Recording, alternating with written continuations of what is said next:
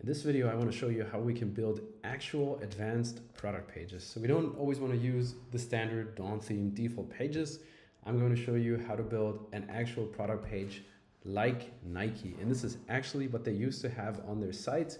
We copied it. We're using the Dawn theme. So Dawn is great, but we need a little bit more pro touches. And this is what makes it so special. So first of all, we have a clean layout here, but then we follow up the products with their shoots.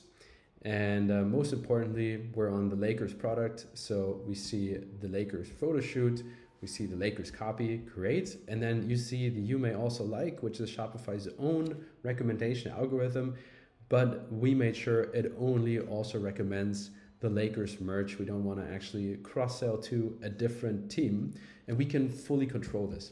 Now, this is standard, totally doable. It's in our NBA template, but when I show you what we do with the Warriors, for example, so when I take a look at the other NBA products, it's also the NBA template, yet this is similar, yet now we get the San Francisco Warriors content, and we also get the San Francisco Warriors recommendations. So this is what makes it special. We want our sites to be smart. We want to know our audience. We want to make sure if we bump them in order to buy more, it has to be the right product at the right time. And I'm just going to quickly show you how we built this and how you can build it too. This is everything using meta fields. It's very easy once you understand it, but this is a concept that can be a little bit more complicated when it's the first time hearing. So don't worry, just rewatch this video until it all makes sense, or just ask me questions. So the first thing we did here that we made dynamic, and I'm not going through all of it because this is technically a meta field and these are meta fields, but I assume you guys know this by now. I'm more interested in how do we actually get this content to be dynamic. And you guessed it, it's not super complicated. So this is an image banner, but also an image banner. This is static because it has all the teams. This one we didn't make dynamic.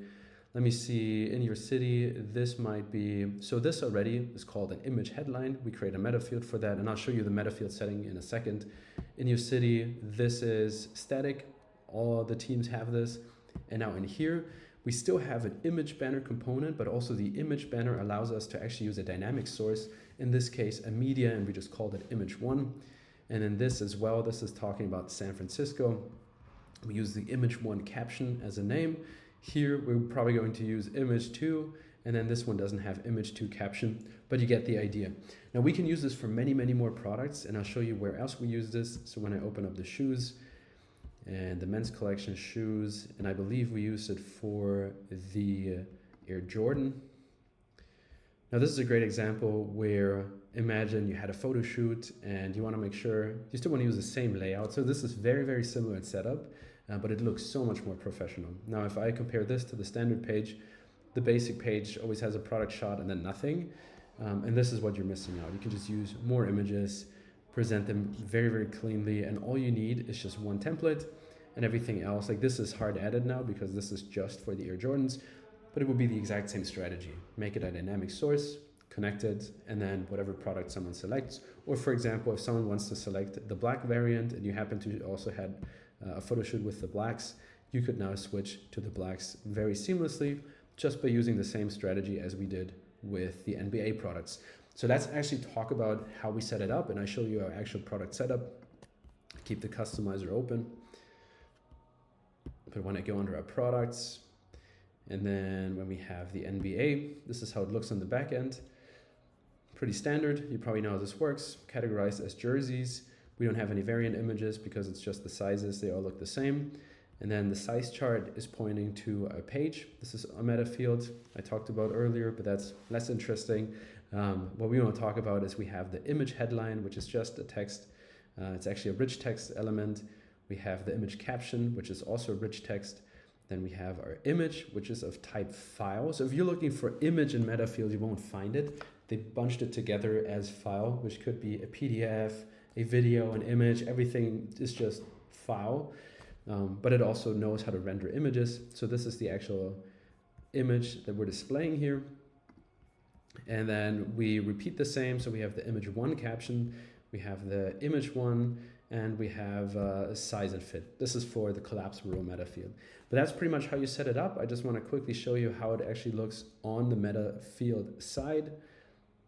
Or if you wanted to do this, and we can actually do this, so you would just go under manage definitions, under content or custom data, now products, and then this is where you see it. So we have our image 2 caption, rich text, image 2 file. And if you wanted to add a new one, you would just say add a definition. Let's say we have an image 3 too, image 3 as well. Then I would just call it image 3. Of course, you can give it better names if they have names for you. This is just a demo. And the select type, as I mentioned, is of type file. And we only want one file. And the categories. Now, this is great if you say, I only want the jerseys, for example, to have this. If you don't use this, that means all the products get all the meta fields, and it can get convoluted very, very quickly. But if you say this is specific to the jerseys, you can say only for the category should this one apply. And then all the other products that are not of category jersey would not even see this. I'm just keeping it simple, so every product can have it. And what we're supporting, we don't support videos, we only support images. And then hit save. There it is. And let's go back to the products. Let's actually add one, and then you can do everything yourself. Now go back to products. Let's do this one again, and then we should have our image 3. There it is. Now we can just select any image. Let's go with something completely different just so we can see it. We'll just go with this collection banner. Let's hit save. And now we have full control. If I switch back to our customizer, and let's actually navigate back to our NBA template. Then in here, let's say we want to add it as the first one. You can just go in here. Where is it? Add our image banner. And then here, instead of clicking select, this is where we actually select the file itself. We want to click now this database symbol, which is called the dynamic source. So when I select it, I should see image 1, 2, 3. Perfect. 3 is the new one. And there it is. This is how we make it dynamic. Now, I mean, you probably know how to style this. I'm just going to remove everything. We don't need any overlays. I just want the image. That's how I display the image. And now when I actually switch between the NBA products, so I'll go back to the homepage. Let's take a look at the San Francisco Warriors. I should not see anything because we actually didn't add any image. Now we still see the section. Okay, yeah, we still have to add something to it.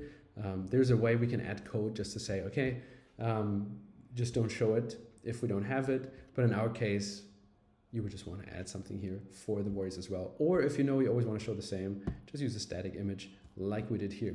So that's how you build very, very custom yet dynamic product pages. This is very, very important because this is where we make our conversions.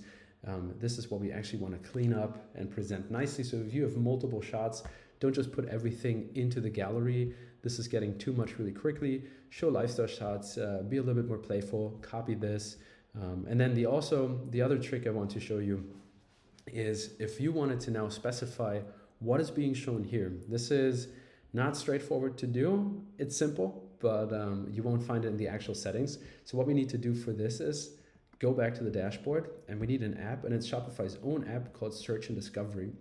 And what this allows us to do, it's free. You can just find it in the App Store, search for Search and Discovery.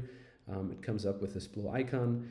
And here you can see on the site, it has multiple very, very useful settings. So for example, we can add our own filters to collections. And we can, for example, what we added is a gender. We added a team because, again, we're selling jerseys. So you can actually customize and say, we want to call it team, and then you can add your own values. So whenever someone filters by team, they can select between the Golden State Warriors and the LA Lakers. Super, super useful. And then the other thing that we do with the You Might Also Like is under the recommendations. And here under recommendations, we can now fully control whatever we want someone to see whenever they click on a product. So you can see here, we don't just want to go fully random and let Shopify show products. Like if you're browsing for shoes, don't upsell them on a beanie. We want, and for example, with the jerseys, we want when someone clicks on a Lakers jersey, I want to make sure they actually see a different Laker product. And you can fully control it here. You can search for product and then just add it and hide all the other ones. You can see those are auto-generated. We can hide them. We don't need them. And if we wanted to add one, we can just search for a different product. Let's say, what else do we have? We have a, let's see, do we have a sweatshirt? We have a dry fit tee, you could just add it. And then it would show up here. So this is how you would do that. And then once you save it, just give it a little time. You won't see it immediately because this first has to be fed to Shopify and then they pipe it actually back to us dynamically. So you not see the changes immediately, but this is how you can control if someone's searching for this, only show them this. So it's less random, it looks much better, much more professional. And yeah, if you want to learn how to do this, I'm actually building a full course, how you build an actual pro level Shopify site like this. It's not super hard. If you follow me through like this, step by step, you're going to have this done in a day, depending on how quick you are. You can definitely, in a week, you'll be live and you have a perfect, like absolutely pristine, perfectly set up Shopify store that's going to look a million times better than your random freelancer on Upwork, Fiverr, and all of that. This is literally how Nike is doing it, and you can do the same. It's not super complicated. Things are just changing all the time. So if you just follow me along, I'll walk you through every step, how we set up the products, how we set up good product titles, how you make sure that your products are being discoverable by Google, give you the SEO boost. So there's many, many mistakes people usually make. Just learn them once, do it forever. Even if you build 10 new stores in the future, it's the same steps. This takes you from very beginner to advanced in probably a week, depending on how much time you have to invest. So if you want to see it, just shoot me a message and I'm happy to add you to the wait list while we actually build out this course. And if you're in our community then and you have questions, just ask under the video and I'm happy to help you answer all of it. Thank you for watching and I see you guys soon.